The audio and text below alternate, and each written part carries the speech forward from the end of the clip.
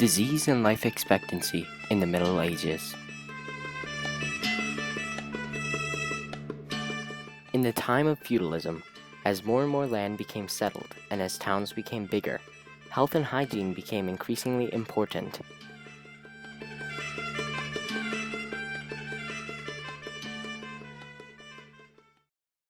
After the fall of the Roman Empire, and for quite some time after, the standard medical knowledge was based off of surviving Greek and Roman texts. These texts were kept in the safety of monasteries, where scribes would copy down the information into newer books that would last longer than the often partially destroyed texts. Medieval medicine was strongly influenced by religion, and sickness was sometimes seen by commoners as punishment from God, and was thought to be majorly curable through repentance. Now, even though we know today that that's not the case, the Benedictines and other monastic orders were the leading physicians of the time. They also were the most involved of all groups when it came to healing and caring for the sick and or dying. Of course, various groups had various medical techniques, but upon deeper inspection, one can see that they are all connected in the general understanding and practice of medicine. One such common belief came from the Benedictine abbess and healer Hildegard of Bingen. She was one of the first to come up with the idea of bodily humors. This theory states that there are four humors, or in other words, four main liquids within our bodies: black bile, yellow bile, phlegm, and blood. These were all produced by one's organs and had to be in balance for one to be healthy. For instance, if one had too much phlegm, which would result in a sickness in the lungs, one's body would cough to try to remove the excess phlegm and achieve balance once more. Bodily humors could be kept in balance through diet, medicines, and bloodletting, or using leeches.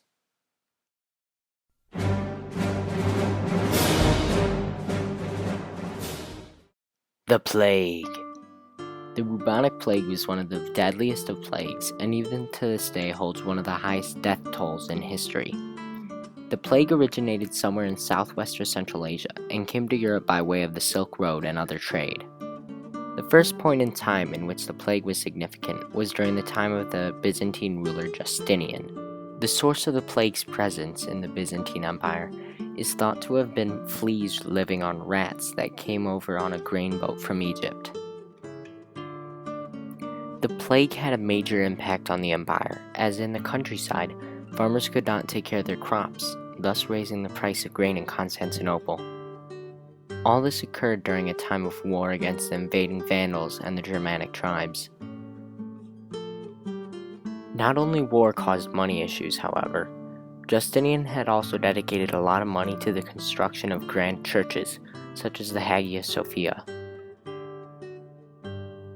With time, as the empire tried to fund these projects, tax revenue steadily declined, probably due to fewer people to collect from, as well as the interruption of agricultural trade.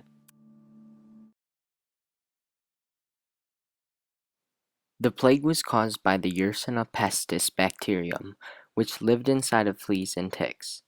The mechanism by which the Y. pestis bacterium was usually transmitted was established in 1898 by Dr. Paul Louis Simond, and was found to involve the bite of fleas whose midguts had become obstructed by replicating Y. pestis several days after feeding on an infected host. This blockage caused starvation and aggressive feeding behavior by the fleas, which attempt repeatedly to clear their blockage by regurgitating, resulting in thousands of plague bacteria being flushed into the feeding site, thus infecting the host. Some other health issues arose from water pollution. This issue was primarily relevant in London with the Thames River. As with most towns of this era, very few people wanted to have to smell everyone's defecations day after day until it rained, so people eventually ended up dumping their trash and bodily excrement, if you will, into the river directly, or leaving it all on the bank of the river until the tide would wash it away. Now, this caused health issues for one main reason. If your main source of water is filled with feces and garbage, where are you going to get your drinking, bathing, or cooking water? This all led to the further innovation in the realm of sanitation and waste management systems.